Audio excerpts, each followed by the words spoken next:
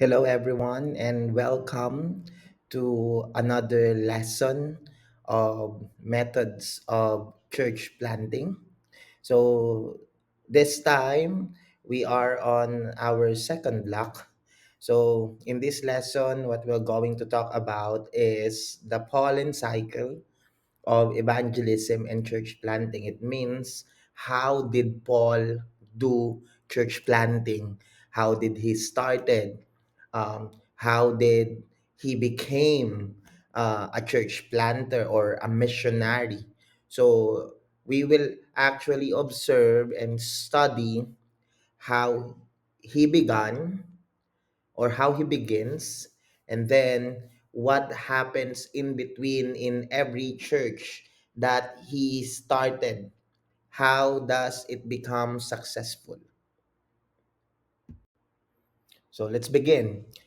In the Pauline cycle of evangelism and church planting, there are actually 10 steps. The first is the church planters are commissioned. Then, second, the target audience is contacted. Third, the gospel is communicated to the target audience. Number four, the hearers come to know Christ. Number five, the new believers are gathered together. Six, the faith of the new believers is confirmed. Seven, the leadership of the new church is consecrated. Number eight, the believers of the new church are allowed to stand on their own. Number nine, the relationship between the church planting team and the new church is continued. And number 10, the churches that are sending missionaries gather with them to renew their own vision of what God is doing through the missionaries. So these 10 steps are what Paul used every time he planted a church, every time he started a church. So these are the steps that he do repeatedly. Okay, every time there is a church that being built in a place or in an area. Okay, and every church that Paul built, okay, become established, grow, and multiply, meaning that church also sent a church planter, okay, because of these 10 steps. So before we go one by one on the 10 steps of Paul and cycle of evangelism and church planting, there is actually four aspects that we need to note. Number one, it has a beginning and an end. So the Pauline cycle of evangelism and church planting has a beginning and an end. Number two, it is cyclical, and so will continue until the Lord returns. It means it's repetitive, okay, over and over and over again until the Lord's return.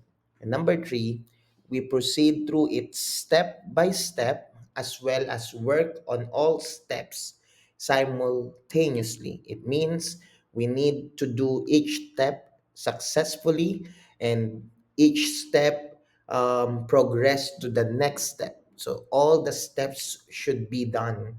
Okay, we should not skip. The number four, it applies to a church in any stage of its existence as well as to pioneer situations. So it's applicable for all, for every generation. Okay, so the approach will be different. Okay, it depends on the generation, but the cycle itself is applicable. Okay, so let's proceed to step one, commissioning of church planters.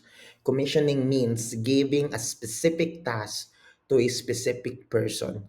So for us to have a reference on this one, please read Acts 13:1 to 4. And in these verses, we can see six things about commissioning of church planters. Number one, the Holy Spirit gave the orders, though we are not told exactly how he did this, because during this time in this verse, the believers or the leaders are actually worshiping the Lord and fasting. And while they are doing that, the Holy Spirit commanded them to call Paul and Barnabas.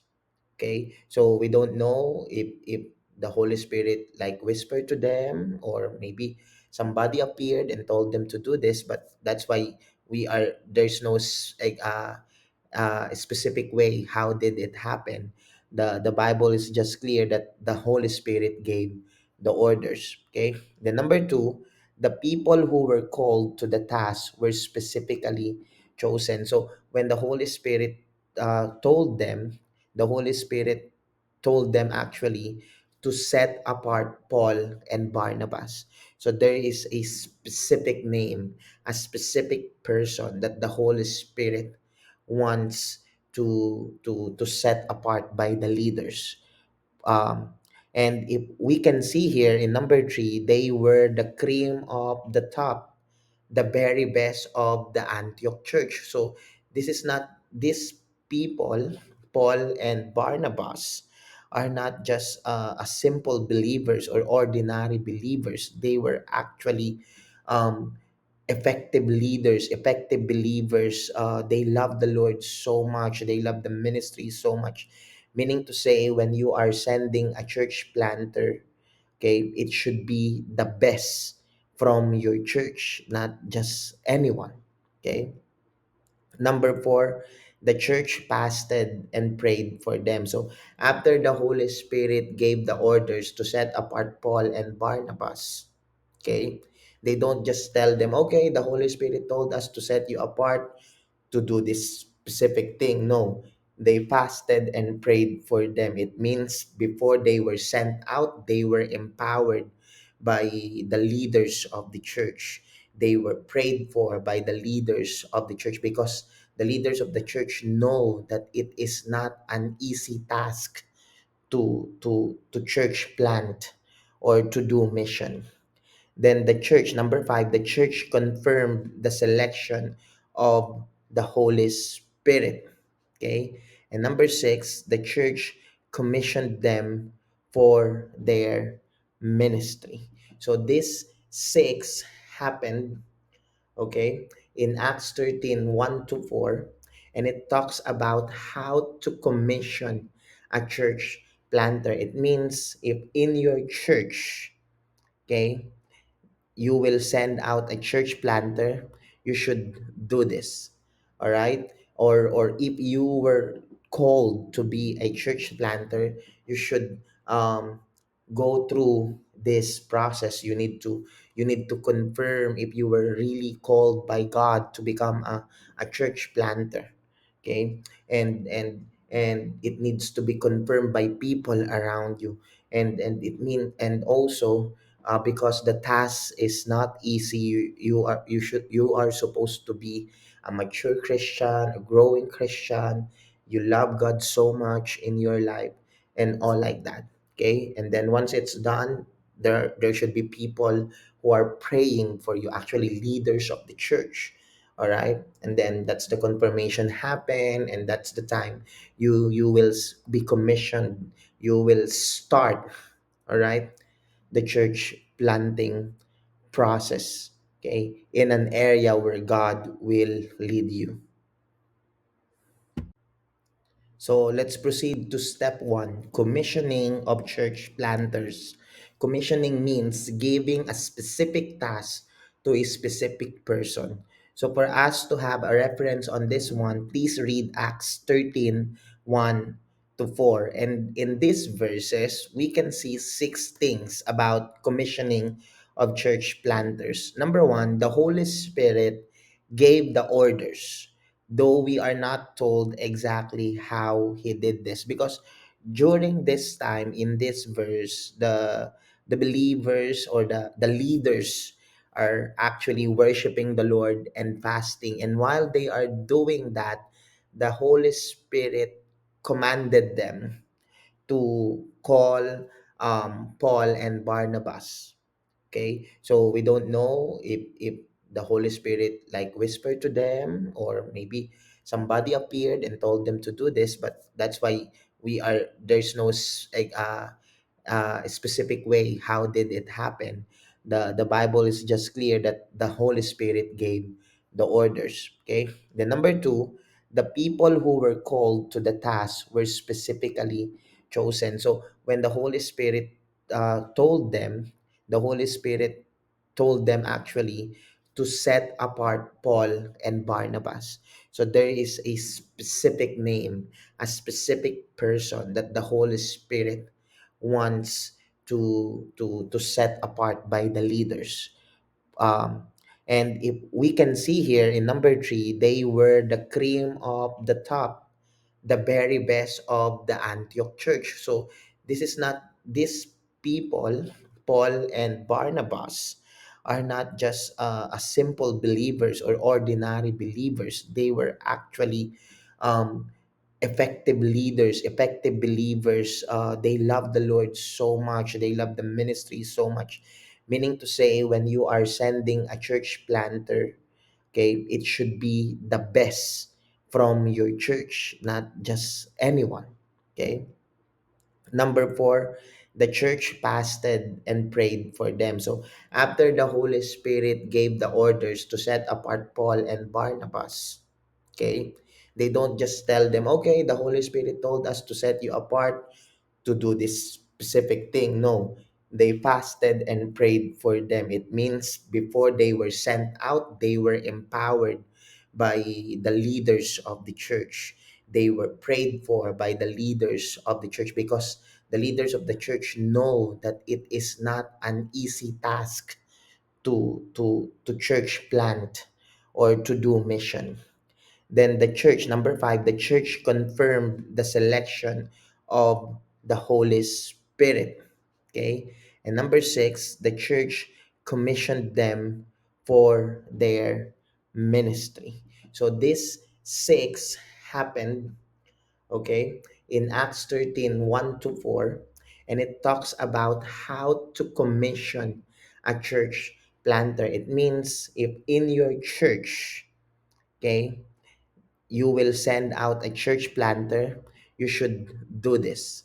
All right? Or if you were called to be a church planter, you should go through this process. You need to confirm if you were really called by God to become a church planter. Okay? And it needs to be confirmed by people around you. And also, because the task is not easy. You are supposed to be a mature Christian, a growing Christian. You love God so much in your life, and all like that. Okay, and then once it's done, there should be people who are praying for you, actually leaders of the church. All right, and then that's the confirmation happen, and that's the time you will be commissioned. You will start, all right, the church planting process, okay, in an area where God will lead you. Now, for our step two, the target audience is contacted. Okay, so please read Acts 13, 14 to 16, and Acts 14, verse 1. So for this step, there are actually basic principles of contacting the target audience. Letter A, people cannot receive Christ unless they have heard of him and understand their need for him. So it means there should be someone who will go to actually explain it in person to the person. Okay, so we can see that in Romans 10, 14 to 15. Okay, so we should be there where people are, okay, and tell them the about Jesus Christ. Okay, letter B, because our desire is that all may hear as quickly as possible. There needs to be selectivity and strategy in our contact. This implies that we should do some basic homework in order to most effectively reach out our target. That's why it's very important in church planting that you go first to the place where God is leading you. Okay, pray for that place, observe that place, look at how many children are there, look at how many young people are there. Okay, look at how many adults, families is there near school in that area, so that you will have a brief idea or rough idea of how you will approach that place as you start to plant a church there. In point number two, in our second step, the target audience is contacted. We can see some suggestions of method of contacting the target audience. In letter A, we can see it says here, get out among the people and study the area well. So, meaning to say, get along with people there. Okay, be there. Okay, with the people in that area. Letter B, meet people where they are within their natural context. It means like know them in a personal basis. Okay, know them to the point that you will know their stories. Know build relationship with them. So as the people get used to your presence in their area, there is a possibility that you can conduct a house to house survey. So it means go to each house, okay, maybe know how many people are there in one family, know if they uh, accept you, okay, if they knew that you are a Christian, or if they knew that you are someone who are starting um, a church. So you will actually know by going house to house, you will actually know the possibility of um, people's reaction. Will they be accepting or rejecting, okay, the idea of having a church there in their area? Letter D, work primarily with adults and be discerning as to their position in the community. So meaning to say, look for people that are influential in that area, and actually uh, they should be the one that you need to try your everything to win them to Christ, so that because when you win those influential people in the community, it will help the gospel spread quickly in that area. Letter E, begin an evangelistic Bible study, 6 to 8 weeks long. So once you do house to house, once you knew who are the influential people there, begin Bible study.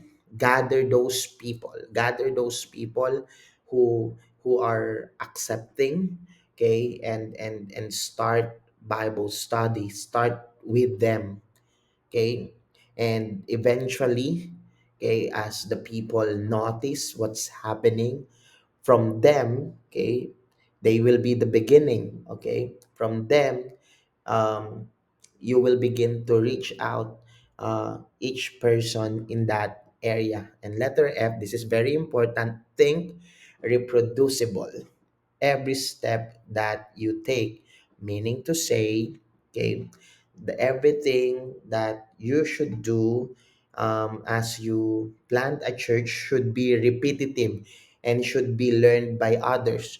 It should not be something that only you can do. Okay, it means you need to teach it to others. Okay, because that's the only way to grow, that's the only way to multiply, that's the only way to actually um, build a successful church, if you can produce.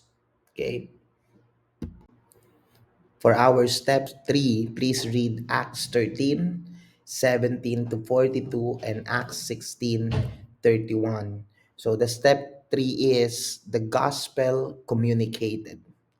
So number one, some preliminary considerations in communicating the gospel in a new environment. So we need to remember this three things. It needs to be anchored, okay, in our mindset, in our heart. This uh, primary considerations. Letter A, the message itself is universal. The love of God applies everywhere in the world. So you don't need to change the main concept of the gospel, which is the love of God. Okay, why God sacrificed His only Son. Okay, for our sins to die for us. Okay, that's universal. No matter what nationality, no matter what country.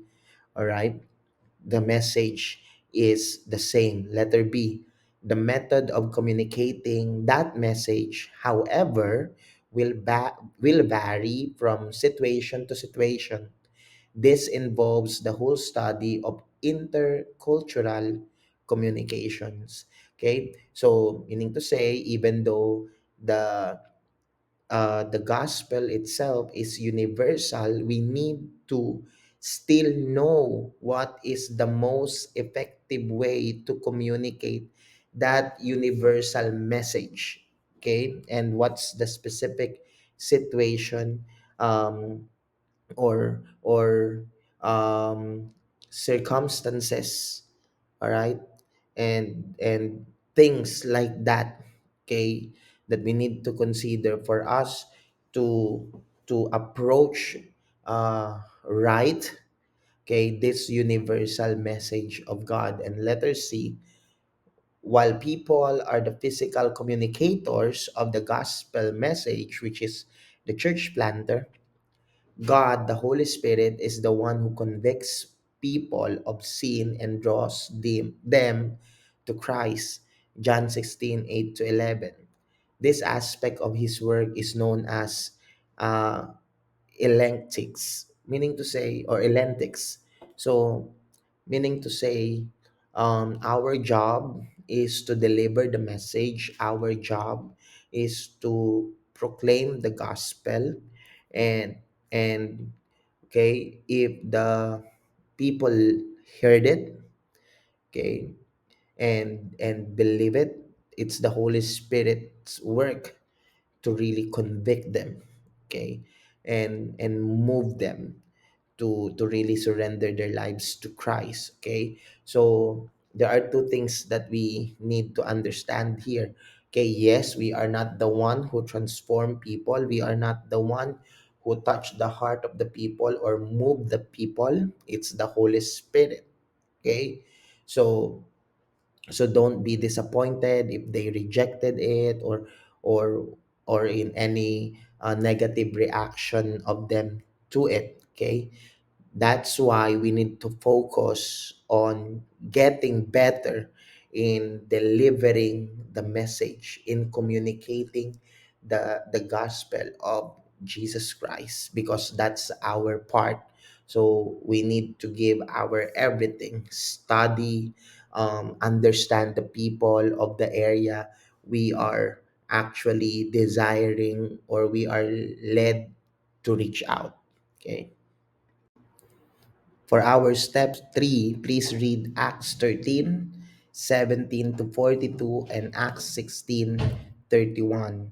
So the step 3 is the gospel communicated. So number one, some preliminary considerations in communicating the gospel in a new environment. So we need to remember this three things. It needs to be anchored, okay, in our mindset, in our heart. this uh, primary considerations. Letter A, the message itself is universal. The love of God applies everywhere in the world. So you don't need to change the main concept of the gospel, which is the love of God. Okay, why God sacrificed His only Son. Okay, for our sins to die for us. Okay, that's universal. No matter what nationality, no matter what country. All right, the message is the same. Letter B, the method of communicating that message, however, will vary from situation to situation. This involves the whole study of intercultural communications.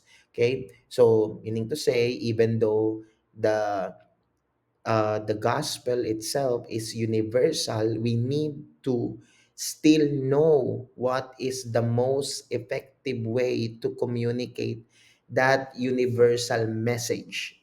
Okay, and what's the specific situation, um, or circumstances, all right, and things like that, okay, that we need to consider for us to approach right, okay, this universal message of God. And letter C, while people are the physical communicators of the gospel message, which is the church planter, God, the Holy Spirit, is the one who convicts people of sin and draws them to Christ. John 16:8 to 11. This aspect of his work is known as uh, elentics, meaning to say, or elentics. So, meaning to say, our job is to deliver the message, our job is to proclaim the gospel, and and okay, if the people heard it, okay, and believe it, it's the Holy Spirit's work to really convict them, okay, and move them to really surrender their lives to Christ. Okay, so there are two things that we need to understand here. Okay, yes, we are not the one who transform people, we are not the one who touch the heart of the people or move the people, it's the Holy Spirit. Okay, so don't be disappointed if they rejected it, or or in any negative reaction of them to it. Okay, that's why we need to focus on getting better in delivering the message, in communicating the gospel of Jesus Christ, because that's our part. So we need to give our everything, study, understand the people of the area we are actually desiring, or we are led to reach out. Okay. Number two, our first task is to contextualize the message to make the gospel understandable in the local context. So, how we will do that? Letter A, the purpose of contextualization is primarily to make the message understandable to the target audience. You will not change the truth of the message, you will not cover it and all, you will actually find a way, okay, for them to understand the easiest way possible the truth of the gospel that we are trying to communicate to them.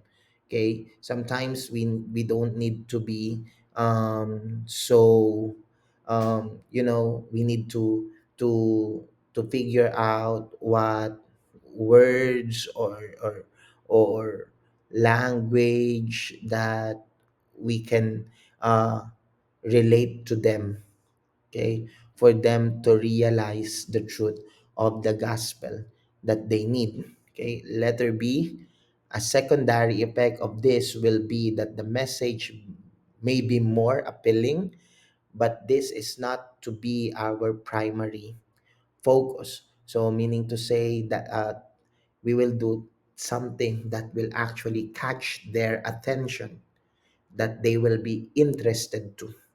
Okay, like if the area that you are reaching out loves sports, why not conduct a sport ministry or a sport event where you can gather the people, okay, and then have the opportunity to share the gospel to them and kind of relate the gospel again, not change the truth of the gospel but relate it to to where, or to how they can understand it. So going back to the illustration, if the area that you are reaching out loves sports, why not relate the gospel to sports, or maybe a testimony from uh, a person who do the sports and believe in Jesus Christ, something like that. Okay.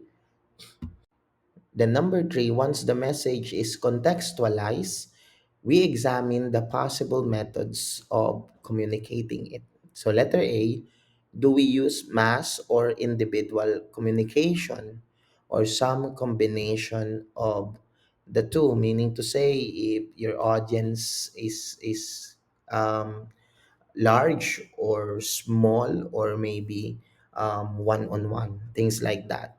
So, do we use monologue or dialogue? Okay. Letter C, note that often our answers will be both and rather than either or. So actually, most of the time, the other one is effective. The other one, actually, both are effective. Okay. Again, I will say it again. Both are effective.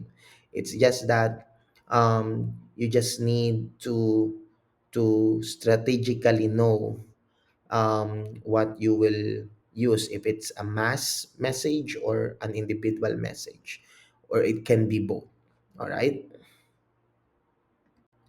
Then let's proceed to number four. We must also examine the use of an appropriate media or vehicle of communicating, meaning to say, like, um, kind of use illustration or props or any material that will make the gospel um, more effective to communicate to the people.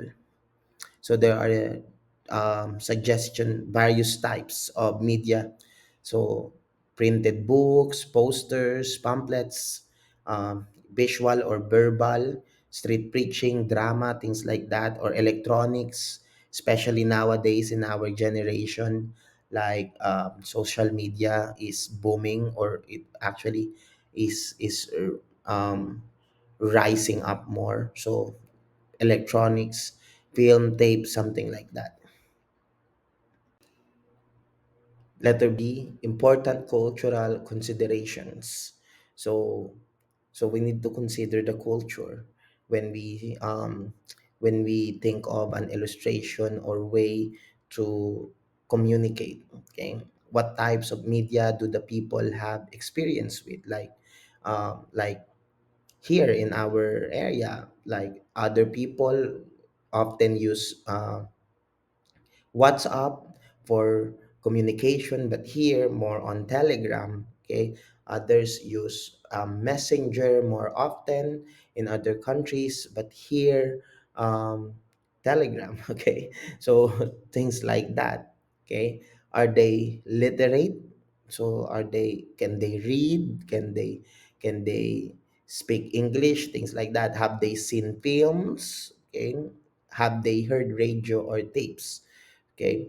Number two, do any particular media convey overtly positive or negative images within the culture? So there are things that is acceptable to other culture, but in a specific culture not. So we need to be sensitive on those things. Letter number three, are there any particular factors that must be included, such as color sensitivity, symbols to be used or avoided?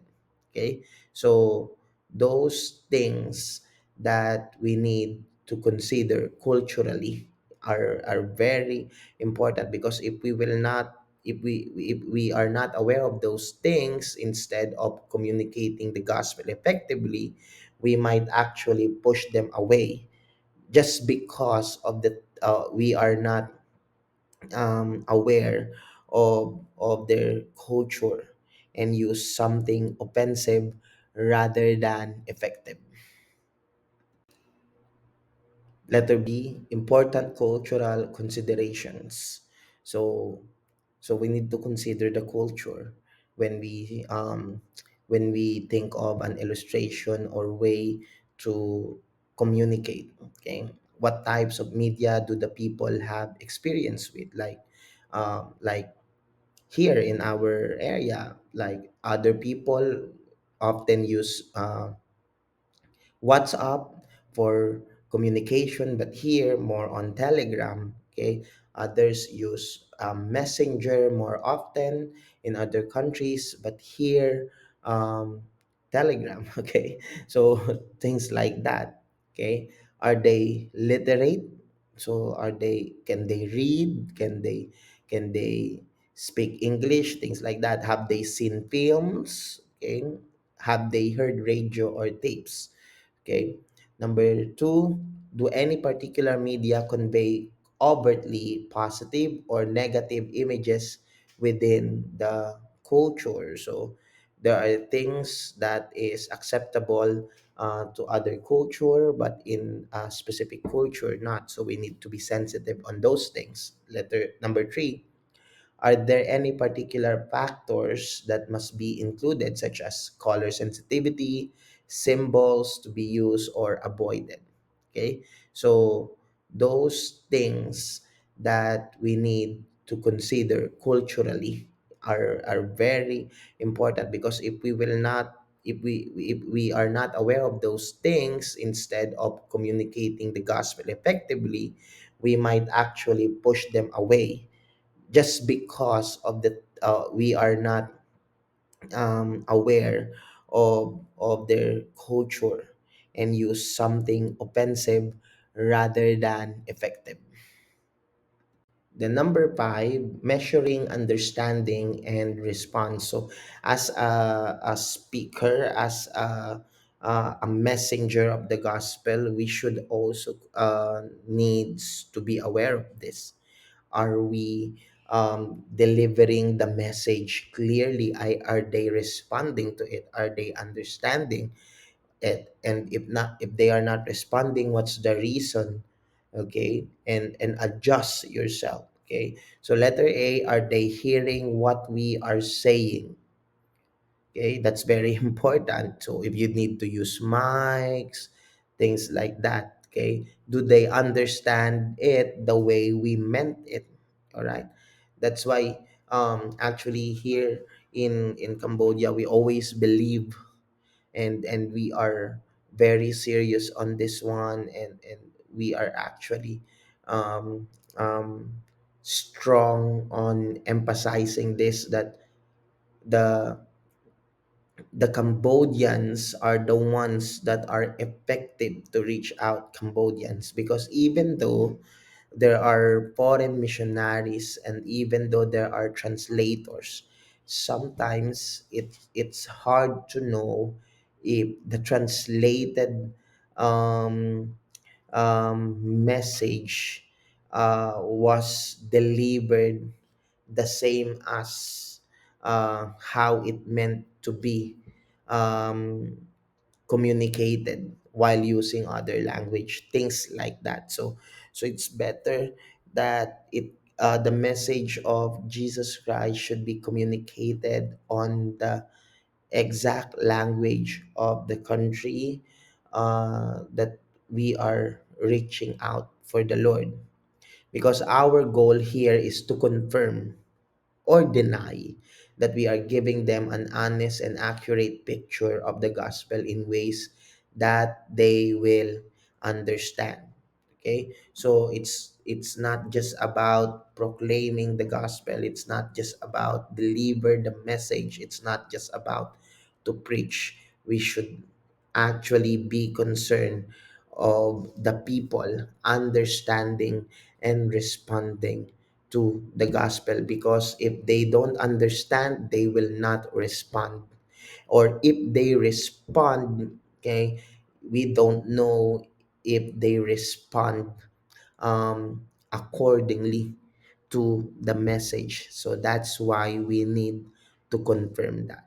Okay, so that's all for this lesson for now. We will continue this next week, and I hope that you've learned something in our lesson today. Thank you so much. God bless you. Let's grow together in the Lord. Let's love the Lord so much with all our heart. And let's continue to preach the gospel to all people of the world. God bless.